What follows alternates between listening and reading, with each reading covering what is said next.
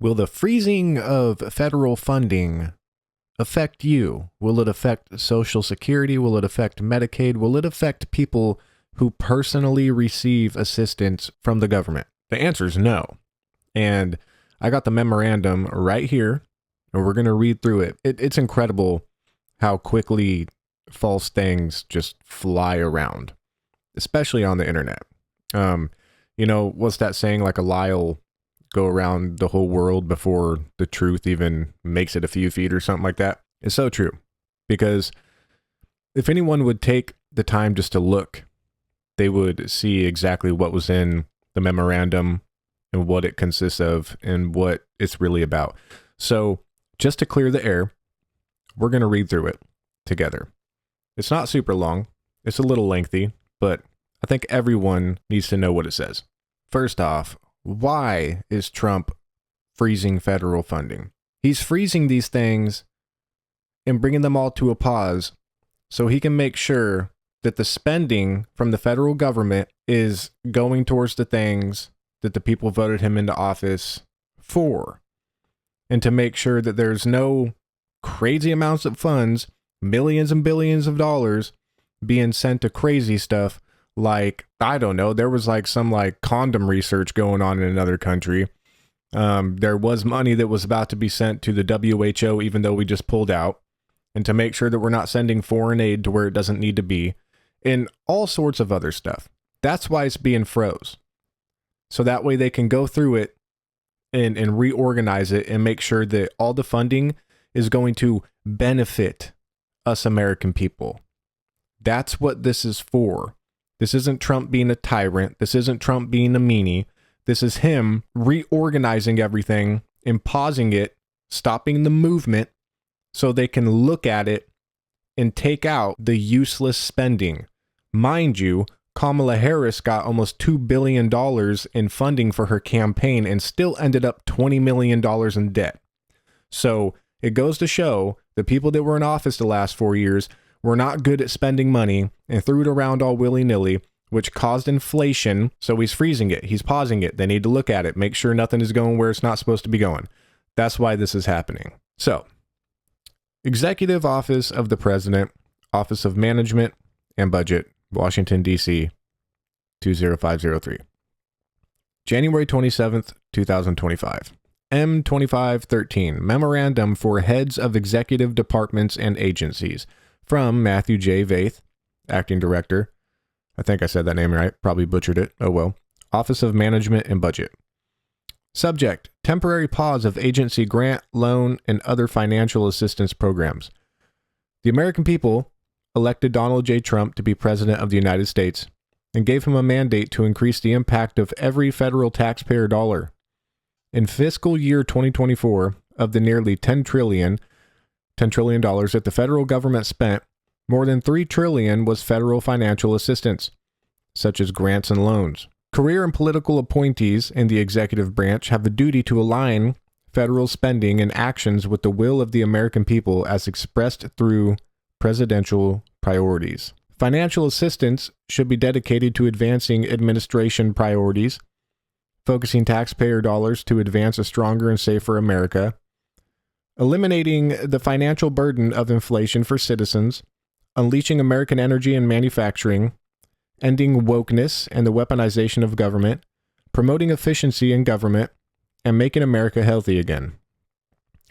The use of federal resources to advance Marxist equity, transgenderism, and Green New Deal social engineering policies is a waste of taxpayer dollars that does not improve the day-to-day lives of those we serve.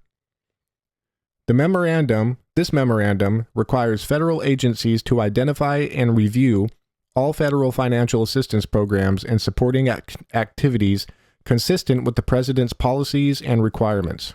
For example, during the initial days of his administration, President Donald J. Trump issued a series of executive orders to protect the American people and safeguard valuable taxpayer resources, including protecting the American people against invasion, January 20th, 2025, reevaluating and realigning United States foreign aid, January 20th, putting America first in international environment agreements, also on the 20th, unleashing American energy on the 20th, ending radical and wasteful government DEI programs and preferencing, also on the 20th.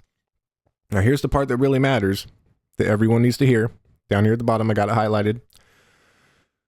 CFR 200.1 defines federal financial assistance to mean assistance that recipients or subrecipients receive or administer in various forms, but this term does not include assistance provided directly to individuals. For the purpose of this memorandum, federal financial assistance includes all forms of assistance listed in paragraphs 1 and 2 of the definition of this term, 2 CFR 200.1, and assistance received or administered by recipients or subrecipients of any type except for assistance received directly by individuals. Nothing in the memo should be construed to impact Medicare or Social Security benefits. But I made a post on Facebook telling people they need to be careful about what they read, the news they watch, who they rely on, and what they see on social media. Because most people will see something that confirms their bias and they'll just share it. It's confirmation bias, like by definition. And I saw that a lot today. People don't want to like Trump. They don't want him to do good. So they see something that makes them look bad. They share it and they agree with it. But they don't realize it's a lie. You got to be honest with yourself.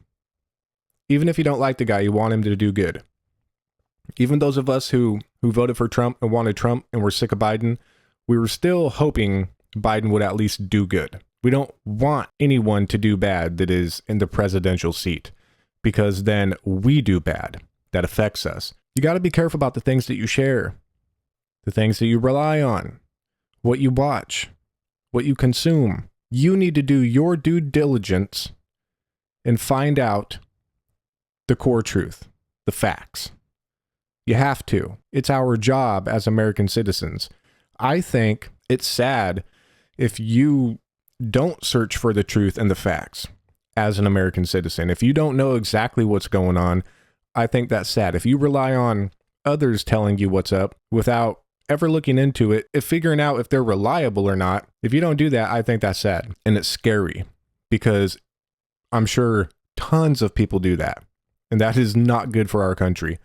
We as American citizens, at the end of the day, choose who's running the country.